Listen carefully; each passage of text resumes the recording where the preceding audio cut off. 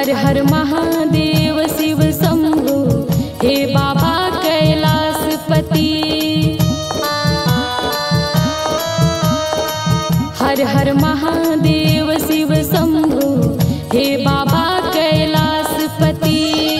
जय शिव शंकर हे गंगाधर, जय शिव शंकर हे गंगाधर हे बाबा कैलाशपति। हर हर महादेव शिव शंभु हे बाबा कैलाशपति। हर हर महादेव शिव शंभु हे बाबा कैलाशपति।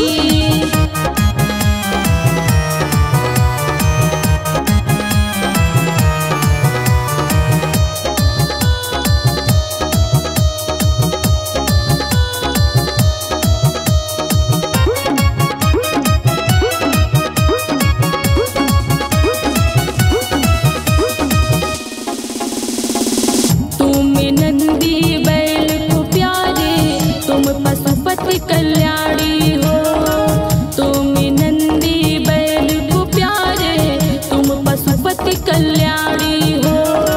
कैलाश से बाहर आ जाओ शंकर, देखो बिलखते प्राणी है। कैलाश से बाहर आ जाओ शंकर, देखो बिलखते प्राणी है। जय शशि शेखर जय डमरूधर, जय शशि शेखर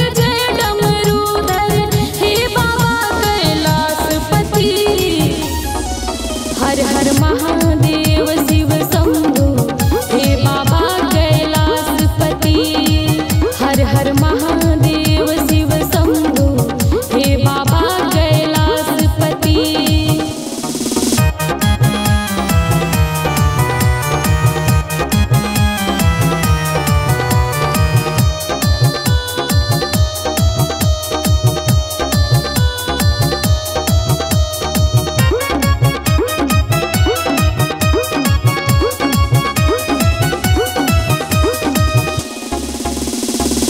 जिनके लिए तूने जहर पिया है वो खून गट गट पीते हैं।